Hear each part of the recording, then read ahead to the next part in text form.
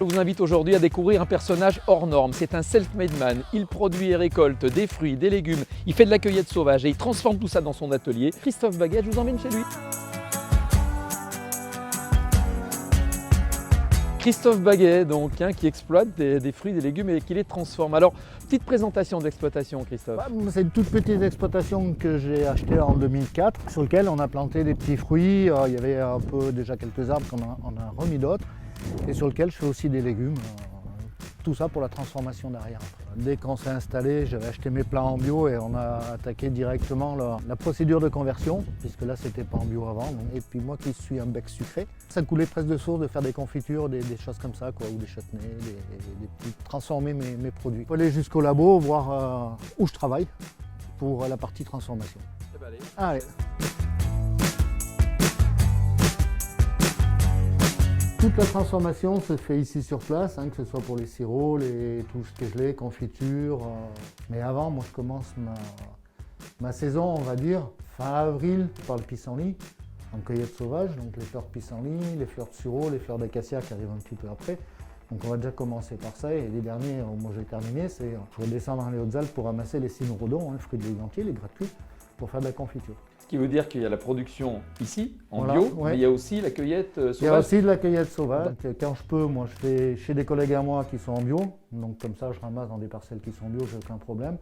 Autrement, il va falloir choisir des sites qui sont relativement isolés, qui ne sont pas à côté de parcelles exploitées. C'est pour ça qu'on est contrôlé aussi sur nos sites et qu'on doit mettre des coordonnées GPS pour que les contrôleurs des différents organismes certificateurs puissent jeter un coup d'œil, qu'il n'y ait pas de problème.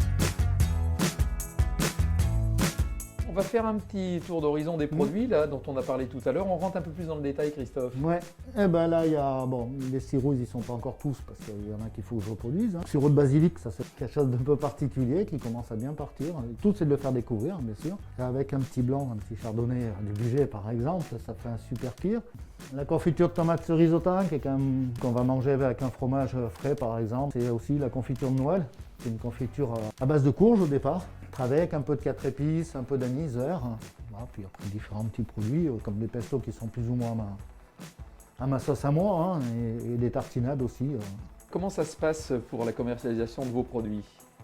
Là, moi j'ai gardé mes débouchés habituels, j'essaye d'en trouver d'autres, donc moi je trouve mes produits bien sûr à la ferme. Au magasin de producteurs Farmandise à Saint-Denis-les-Bourgs, qui est à 2 km d'ici, où là on trouve toute ma gamme, plus la gamme des copas. Puis marché régulier maintenant, le marché bio de Châtillon-sur-Chalaronne le mercredi matin, et le petit marché bio qu'on fait à Saint-Denis-les-Bourgs le vendredi après-midi. Et puis évidemment, donc fin d'année oblige, avec des fêtes qui seront quand même des fêtes de fin d'année. Il y a les fameux coffrets cadeaux, non? Oui, bien sûr. Alors, moi je fais des petits coffrets comme on a pu voir là sur l'étagère, qu'avec mes produits à moi. Après dans les magasins de producteurs comme Farmandise, où là on peut faire des coffrets avec mes produits, et puis de plein d'autres producteurs, des trucs qui sont super sympas.